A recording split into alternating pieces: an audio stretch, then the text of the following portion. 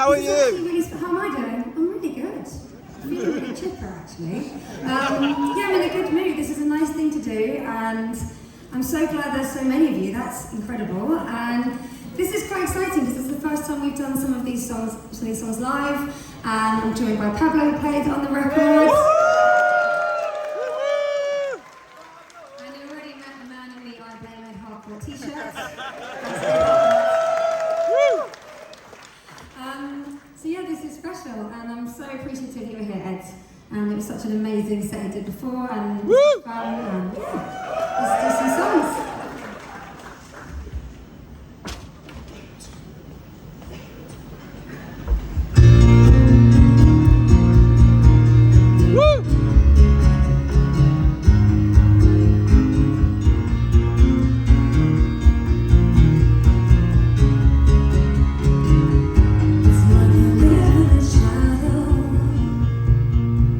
Shrouded in darkness, I am the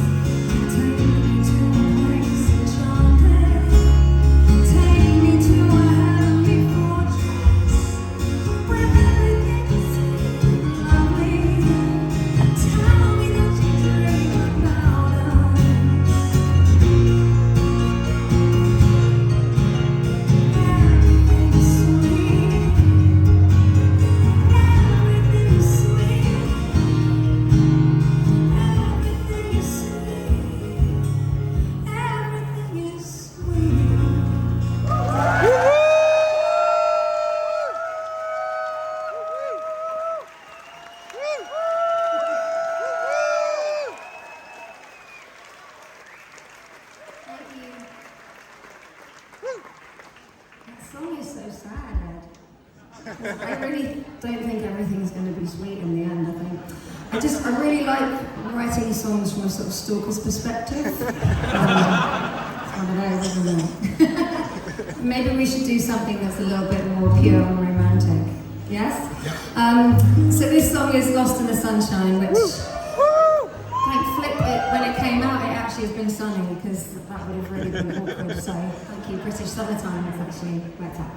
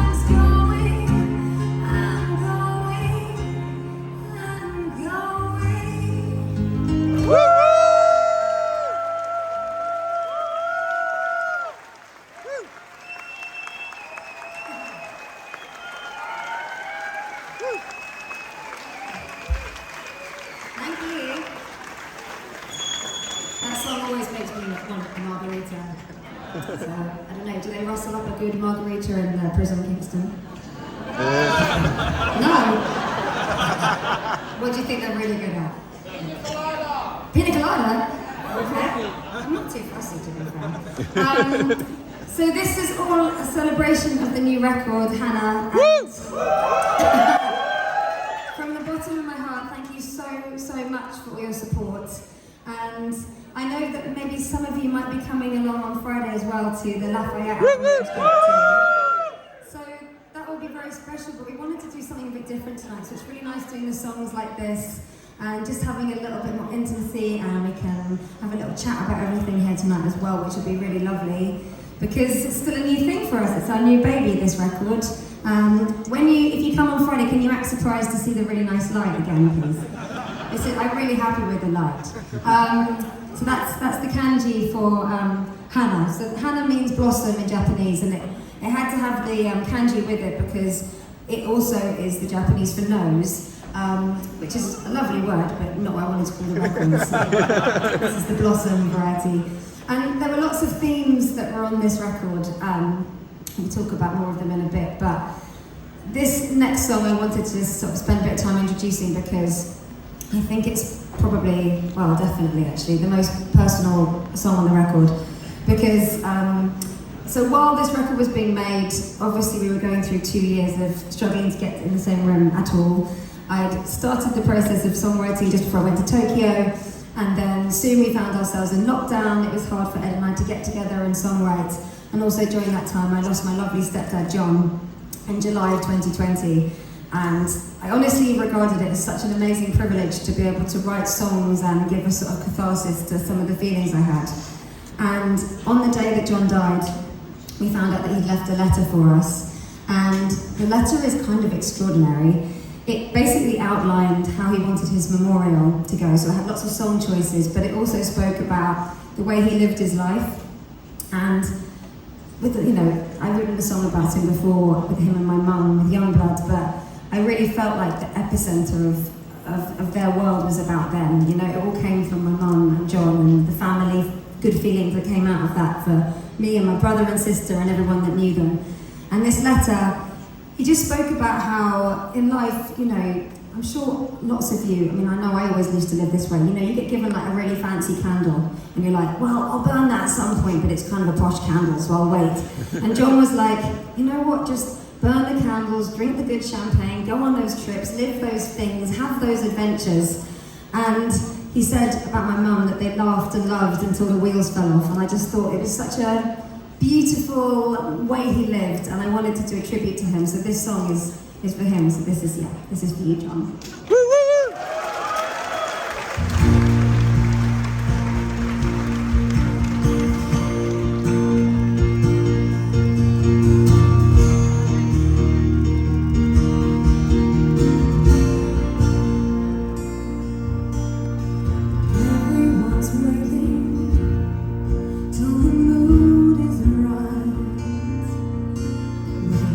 Perfect scene.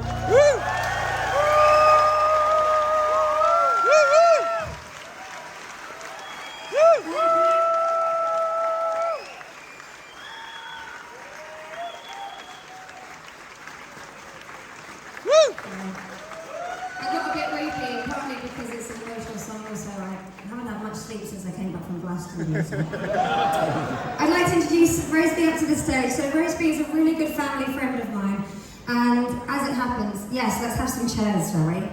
Yes. I said I'd carry them, and then I realised I can't because I'd have to move in chair. Yeah, I know, it's that, sorry.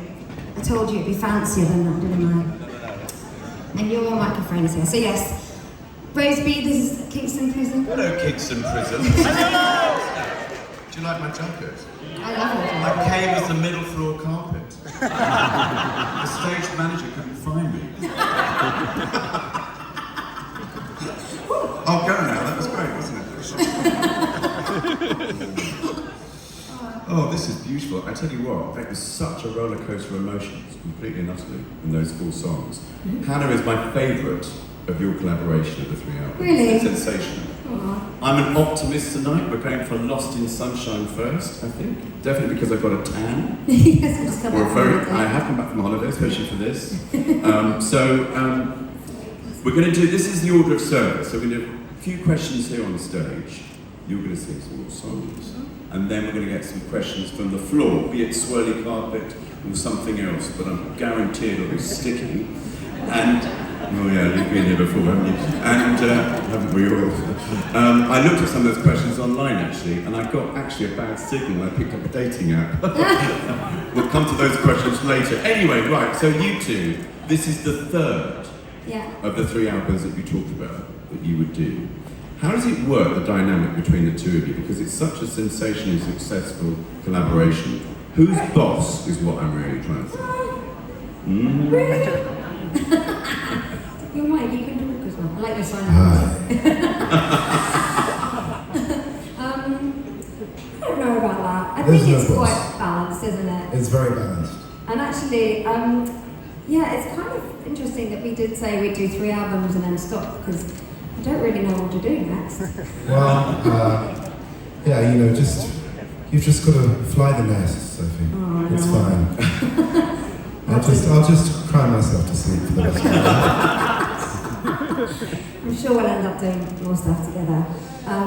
The dynamic is actually, I think we're quite similar actually when we're writing, because we're both we're quite impulsive and a little bit impatient in a good way, and that if something isn't really grabbing us, we'll probably just move on to something else. And I would say probably about 90% of the songs we've ever written we've done in a day, actually. We're quite quick once we get onto something we're excited by. Yeah, and I think when we're writing, we're really very much open to anything, writing about anything we like. Well, anything that you like, obviously, because you have to sing it. But yeah, there's not really any sort of rules. But it does have to be hopefully a good song. Yeah, and I think actually I spent a long time writing sort of in much more of a scattergun way for my earlier albums, and I really loved that experience, and it was really good for me in lots of ways as well, because you sort of get to flex your songwriting muscle, and you have to go into new environments and quickly kind of find a way to write with people that you don't know so well. But what's been lovely about how Ed and I write is I felt so safe that I've been able to literally walk in with any idea, and it's an amazing freedom to have that. Plus we find lots of things funny as well, so we spend a lot of time laughing. I spend most of my time trying to make Sophie laugh by telling very inappropriate jokes. And it's so hard to make me laugh, isn't it? Yeah. I try to push the boundaries. Because you were talking about margaritas just now, and I reckon you make a mean cocktail, whatever it is, which must be part of the equation of writing songs, surely. What, drinking? Yeah. Actually, that's what you've suggested a few times, but no, I have to drive to and from Ed's anymore. But also, no, I feel like, when I go to work, and obviously it's a bit of an indulgence to call it work anyway, but when we're writing, I've normally had to make provision at home, and I really want to get the most out of it, so we do just kind of get in there and start getting ideas down and getting excited about stuff, and yeah, it's been so lovely. These albums have been a complete joy. I'm so proud of them. They're incredible. They're really sophisticated and they're also really catchy, which is 2 very difficult things to get in the same sentence. Certainly in my career, that's for sure. So I'm just interested in the theme of this particular one, because the lyrics kind of go stratospheric, literally, don't they? There's a bit of galaxy up there. There's a bit of very, very advanced thinking out in the universe. What is the general theme? Yeah, well, initially, because we've always used a sort of location as inspiration, so we had Wanderlust that was sort of Eastern European, then we took ourselves to Latin America for Familia, and with this one, in January of 2020, I was getting ready to go to Japan for the first time, and we were like, oh wow, that's an amazingly sort of rich idea of a place to write about. So I had a fantasy version of it, and then a sort of a version after I'd come back. But obviously, because we also went into a period of time where no one could go anywhere, I think we did inadvertently write lots of songs about escape, sometimes escaping the entire planet. It really, it definitely was, a lot of it was about kind of getting out of somewhere, being stuck somewhere, escapism, and it actually really, it translated, it transferred itself into when I was making my own record.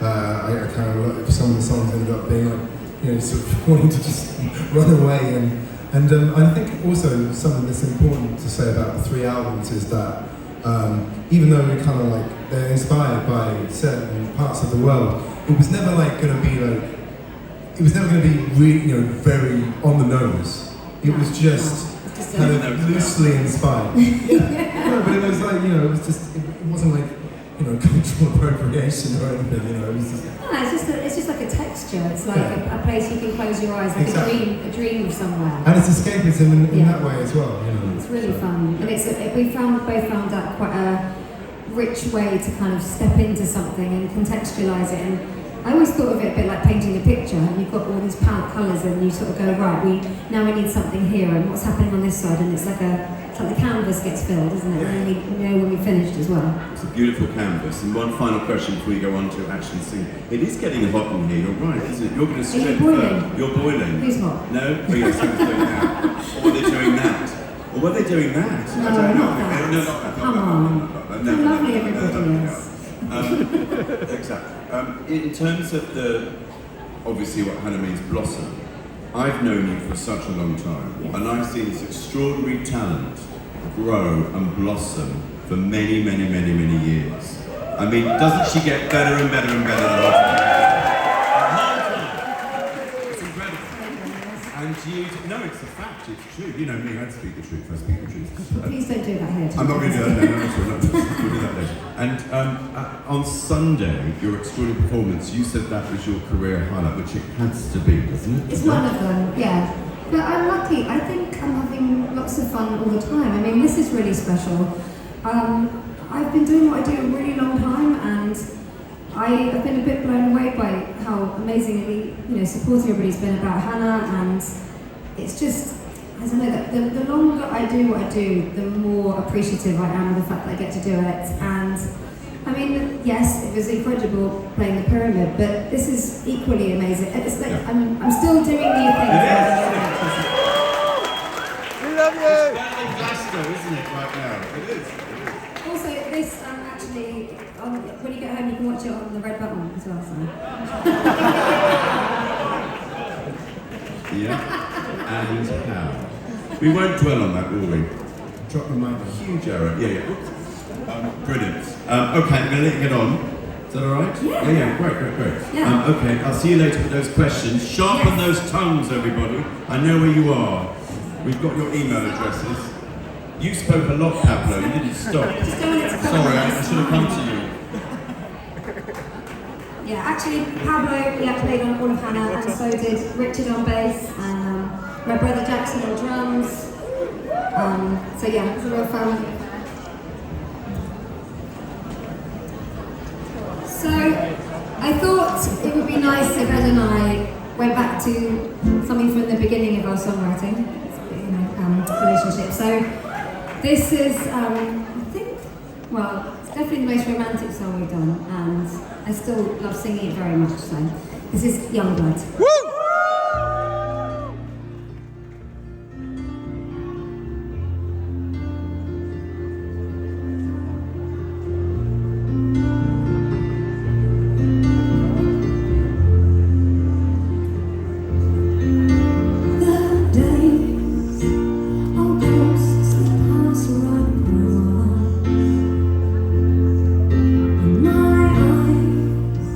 You're like the evergreen.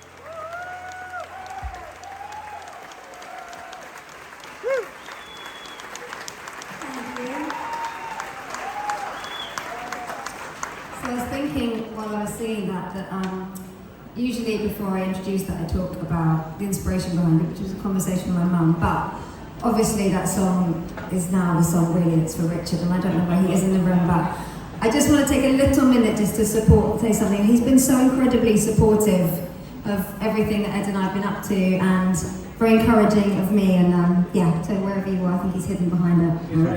He's there you are. Sorry. Oh, thank you, baby. I'm still trying to make up for the anniversary thing, because basically I got him a card on Sunday, like a deliberately really bad card, and he got like a ring and stuff, so I'm still trying to... So that was Wanderlust, and then we're going to head now to Familiar. Like definitely one of our favourite ones when we do it live. We might want to see if we can get some hands up there.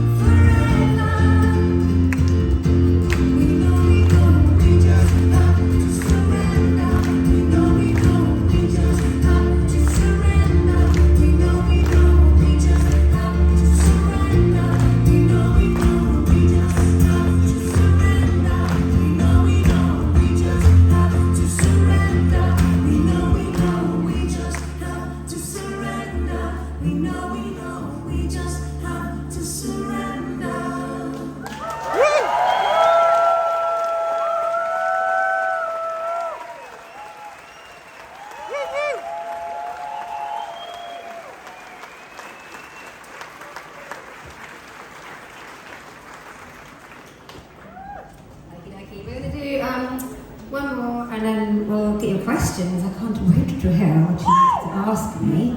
And Ed. Yeah. So, should we do a favourite of my songs? Got a bit of murder on the dance floor.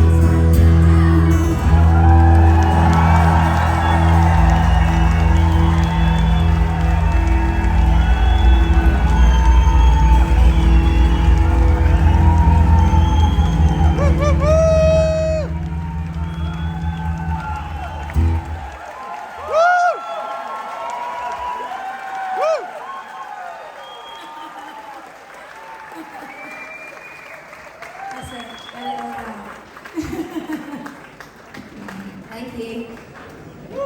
Oh, can I say thanks as well to Duncan at the back mixing my sound? Thanks, Duncan. It sounds nice.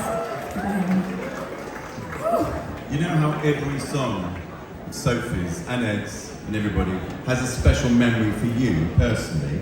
That one has a really great memory for me personally. It does. Were you there? Was I married to you? It wasn't you, was it? No, it wasn't. I couldn't. No, you, Sophie, very kindly sang that at my wedding. And I know. Isn't that great? Isn't it? It's lovely. It was brilliant. Absolutely fantastic. Your career lasted a lot longer than my marriage. She said, oh, hey, but we're not here to talk about that and be bitter, are we, Pablo? It was still a really fun wedding. Yeah, it was brilliant wedding. It was the best wedding ever. I thoroughly recommend it. As I do these questions, you've been very good. I feel like every time we should go and search somebody in the space, because you're literally going to ask the question yourselves. Okay, so somebody else. So if I mention your name, please reveal yourself in the most decent way. Yeah. Exactly. We'll put the searchlights out, we'll simmer down with the chat, and we might do a drum roll without the drums. Okay, so first one, I've just had a look. They're fresh in. This is from Crystal. No, forgive me if I don't pronounce the names right. I'm a little bit dyslexic, or my glasses are very smudgy, both. Crystal Grandemange. Crystal Grandemange, are you here? Because you've got a real cork of a question. Can you reveal yourself? Lights up a little bit or not? No. Maybe we have to do. Well, that went really well, didn't it? That was like my marriage. You see? Sorry. What did she want to know? She wanted to know, actually, yeah, she said, how do you manage being a mum and your career? Well, I actually have a podcast. You do? It's like we planned. But actually, I think, like for any working, well, for me, when I had my first baby, who by the way is 19 now, it really knocked me for six. Like I feel like being a pop star at that time and being a new mum, I didn't really know exactly what that looked like, and I think it did take me a little minute. But now, at this point, I feel like, I've been doing what I do with children in tow for longer than the time when I didn't do it with them. So it's just the only life we know, do you know what I mean? Like, it's literally only life. And I love how unfazed they are. I got a phone call from Kit, 14-year-old, on Sunday afternoon. Like, we'd been off the pyramid stage probably about 20 minutes. And he rang me and I was like, hi Kit, your dad and I just played the pyramid. And he just went, oh. I'm a bit worried my leg's still going to be hurting for football on Monday. And it's just like, woof, like not zero interest. But normally that continued. That's what was frustrating about lockdown, is that I was home with 5 people who could do the discos with us, but unfortunately hardly any of them were actual fans. No! That was quite apparent, wasn't it, really? Which made it such fun. Brilliant, okay, good answer. Even Mickey, the 4-year-old, if he's playing a game with me about songs, he'll be like, do Murder on the Dance Floor. I'm like, but you're so predictable. What about some of the new material, Mickey? Does he like the new material? Yes, he does. Good. Yeah, he's warming to it. Okay, so, I've already asked that question. Right, there's Clive, but why do I always choose the really difficult stuff? Just any Clive will do, actually. Is there a Clive in the room so I can do that? Hands up, Clive. No. Yes, great. In the middle. Oh, there. Right. What's your question, Clive? Come on, quick, stick to the microphone. It was basically, well, I had 2 questions, but there was only 50 spaces in the actual app to put it in. So, can I throw a different one, or should I go? Do whatever you want, yeah, I don't mind. Okay. At the end of all your gigs, you do a beautiful acoustic session, a song from a random position. Where did that idea come from? Well, I think it came from when we did the first performance of Wanderlust, doesn't it? Yeah. We were at a place called the Bush Hall, and we'd done the majority of the album, but I wanted to it was the first time when I'd really tried to marry the sort of folky sound of Wanderlust with the disco dance stuff my other albums. And I knew I wanted it all represented, but I also wanted that launch to go back to the beginning. But why did we do it at the back? I think it's just because where the piano was. The grand piano was at the back, so we went to the back. But actually, when I go and see shows, I love something unexpected, and it's just, I have to say, it's really like a complete delight for me to pop up and just sing unaccompanied and just try and get that like little, quiet moment. It's pretty awesome. It's really special. Yeah, I enjoy it a lot. How do you connect to the emotion every time? Because you're such a brilliant actor as well. One of the challenges of acting is to repeat and repeat as you do with all your songs. But you're always so true about it. Well, I suppose, firstly, I find it really distracting when singers aren't connected to what they're saying. Like, surely that's providing you with the script and the emotion. The music is so imbued with emotion, isn't it? All of it. So I think I'm swept along by it, actually. It happens to me really easily, and I like that feeling a lot, actually. You've got to kind of just step into that room every time.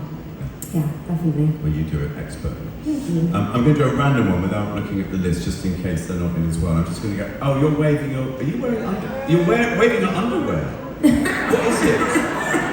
Oh no, it's a t-shirt. It's something. So, merchandise, good prompt. Beautiful. So, do you want to can check we it find over? him? What is it? You can throw it my way if it's for me. Incidentally, we have got brand new t-shirts here tonight. I noticed cool. them. Sunny helped design it, and then there's a tea towel too. Of course. Just chuck it. Just chuck it. Yeah? Oh, So, it's a gift.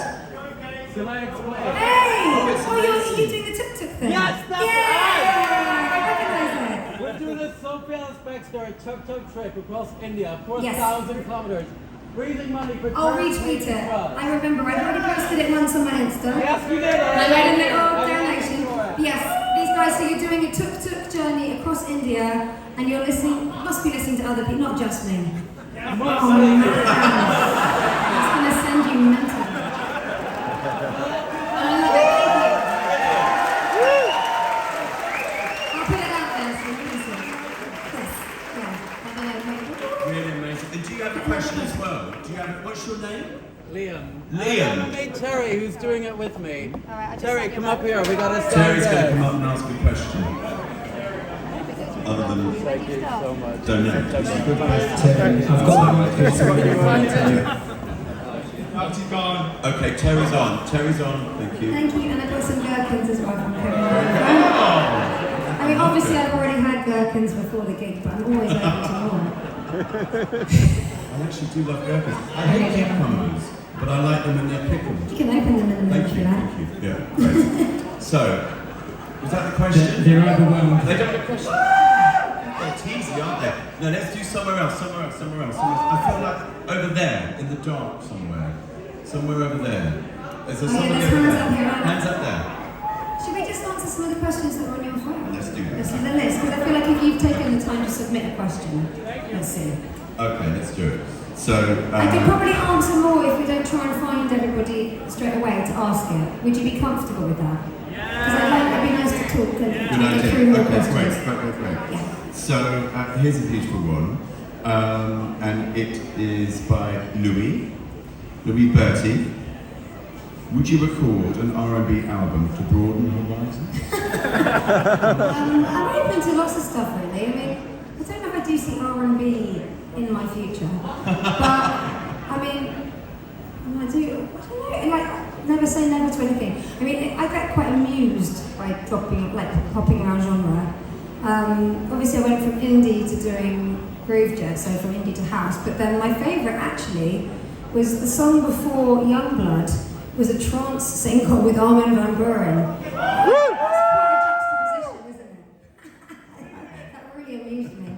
I was happy with that. I remember seeing you in the audience. Oh yeah? In the audience. Oh my gosh, yes. At the Garage in Highbury, Islington. Yes. What were you, 18, 17? Well, I started when I was 16. You were a star. You're an absolute star there. We all knew it. Okay, another question. Not that one. No. I'm actually younger. Thank you. Okay, this is a beautiful one. This is from, it's Crystal, who's gone, but she had another one, she was busy. What is the most personal song in Hana? I think you've answered it. Yes, I think Until the Wheels Fall Off is definitely the most personal one. I think that is and actually a song called Tokyo as well, which kind of set the scene. Yeah. Great, we might hear that later. Why was Unrequited never a single? So beautiful.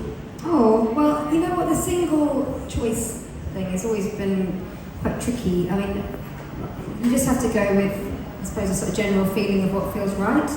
We speak about it, don't we, for the songs from from the albums, but there's other things at play. I don't know, I mean, I suppose, yes, it's nice if people feel there's other songs on the record that they would have liked that, but maybe sometimes it's nice to have a song that's just yours on the record too. Don't always have to share it with everybody. Absolutely right. Yeah. It's your prerogative.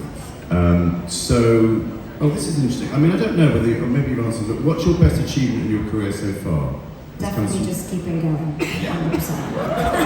And how? More than that. I do think there's been a lot of times where, because nobody's career is like that, it's always kind of this shape.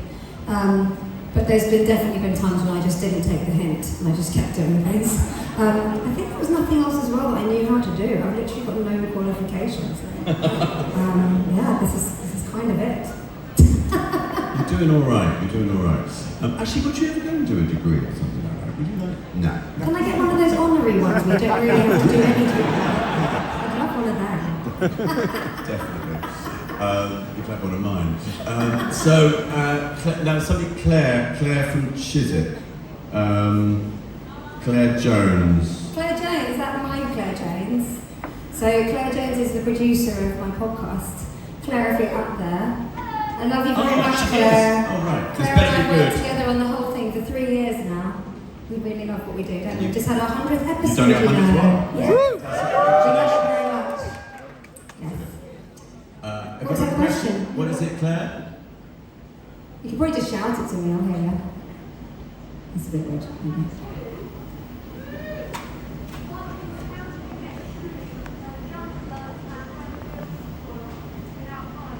How do I get through what without crying? When the wheels fall off. Until the wheels fall off. I didn't actually, I did cry. But you know what? Sometimes it's a really nice feeling being able to be emotional, actually. And I think, you know, especially during that 2 years that everybody I know found hard, it was very heavy, the news was heavy, it was unrelenting, it was abstract. You know, there was a lot of cruelty, I think, in going through what we went through with the pandemic and lockdowns, and the idea that something invisible might be something that you unwittingly, by hugging someone you love, you might make them so ill that they die. That's a very cruel thing to be thinking about all the time. It cuts against our basic instincts. It does, and so when I was writing this album, I thought, God, I'm so lucky because I can just channel things. I can put things out there. That's a privilege. Not everybody's lucky enough to have that in what they do for a living, so I don't mind if I do cry sometimes. Youngblood has definitely made me cry a lot of times. And one of the questions here about actually Kitchen Disco was, were you surprised at the extreme success you had from that? Oh my goodness, yes. I mean, when we did our first Kitchen Disco, and Richard and I have been thinking about this over the last couple of days because playing at the main stage at Glastonbury was this really extraordinary place to end up. I mean, I turned around and there's, you know, a big photo of my home with the bunting and my son and my window. And Richard said, you know, imagine if someone had just shown you that 2 years ago, what would you make of it? You'd be like, I don't know why my home's there on the stage. So the Kitchen Disco was really special, but yeah, when it started, I honestly thought people were just going to say, I thought people were going to be quite mean, actually, thought they were going to say I looked ridiculous and what was I thinking of. And I put on like a sequin catsuit, like week 1. I went there very, very quickly. But, I mean, honestly, it was just such an incredible thing to be part of. And everybody that came over, like, you're here, you know, it was very, very special, definitely. But we all danced to you in our kitchens, didn't we? We all did. On Friday night date, wasn't it? We really did. Yeah, seriously. Yeah, Thank you for that. Oh, we You loved brought it. Thank you. huge joy. Well, it was nice to have a bit of fun. Back to this current album, and one of the questions on the back of that, if there was another country to inspire another album, what do you think it would be, or a town? Ooh. What do we think? Pablo, stop talking, Pablo. Honestly. Interrupting so much. I mean, I think Japan works really perfectly for us for lots of reasons. Narnia? Narnia. Go through the wardrobe. Oh yeah. Oz. Oz, definitely. I think the thing that was extraordinary about Japan was not just, I mean, I hadn't been. We started writing the first song before I'd even gone there, and I was already trying to picture it. If you haven't been, and it's a really extraordinary place, because even the light is different. The light's kind of diffuse, the palette of colours, you've got these creamy pinks and matcha greens and beiges. It looks very other. You're very aware you're in Tokyo the whole time you're there. And then because we came back and then immediately went into lockdown, the trip had nostalgia built in from very quickly. So, you know, that thing of thinking, I can't believe only 3 weeks ago I was in Japan and now that feels just an impossibility. How was I ever there? Yeah. So I think that's part of what made it this really magical place to escape to. I'd love to go back one day. Yeah. Good, you will, I'm sure. Okay, I think we've got time for one more. It can come from the floor if you're really keen, you're right by a mic. Yeah. Can we trust it? Yeah. Yes, you put your hand up first. Sorry, sorry, now I'm really upset. Go for them. No, do both, okay, you and then you. Lovely white t-shirt and Who was it? not so Just step white to your right because of the feedback. Just Trying to shut say it. it. I'm going to stand in front of this speaker so there's no feedback. Hello. When it comes to making a new album, how do you actually pick what songs make it onto the final track list? Were there some that didn't almost make the cut? Actually, not too much. We're quite lean, aren't we? I mean, with Wanderlust, there was literally 0 songs extra. We just wrote what we needed to write, I think. There's quite a lot of songs for Hana though. Like It's true, a bit more. I still think about the heist one.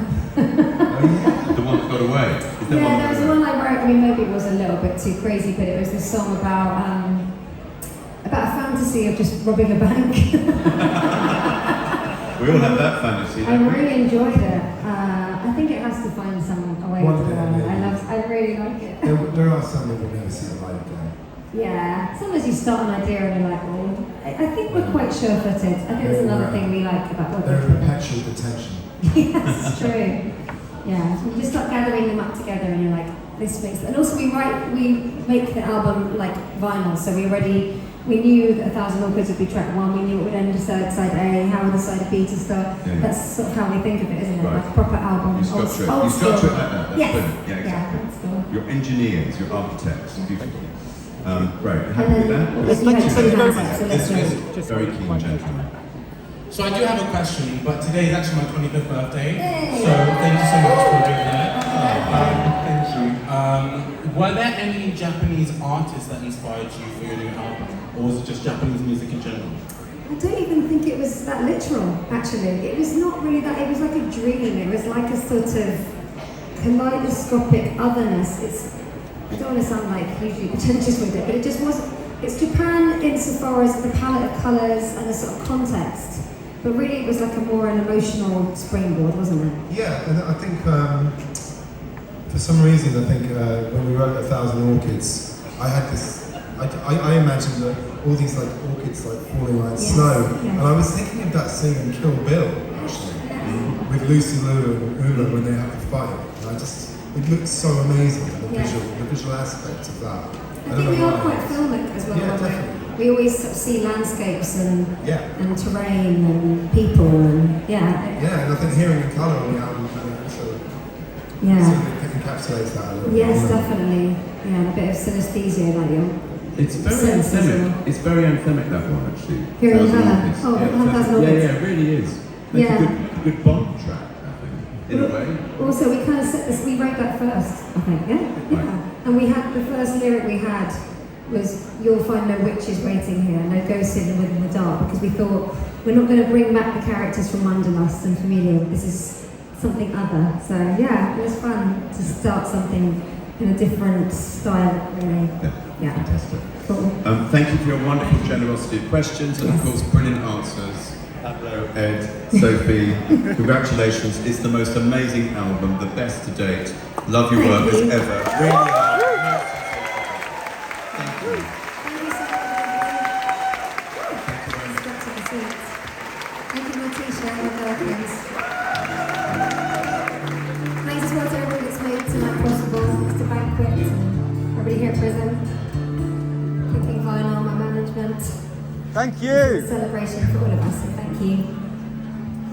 So we thought we'd end tonight with the song that really set the tone for a lot of how the album is. This song was written 1 week before I went to Tokyo, and basically my mum and my stepdad were going to take Sunny, my eldest, to Japan for the first time ever during half-time. They'd been lots of times before. He was really keen to go, so they were going to take him. And then a few weeks before they were due to leave, it became apparent that John was really not well enough to travel. So I stepped in very last minute, and it became this extraordinary trip. My mum, Sunny and I. And so the week before I went, I was trying to picture what it would be like. I knew my mum would be leading the way because she'd been there before.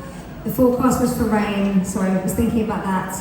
And yeah, this is the song that was basically me trying to picture this place I was going to go to that I was excited to go to, but it was sort of had an undercurrent of slight sadness because it wasn't the original plan, but it was very special nonetheless.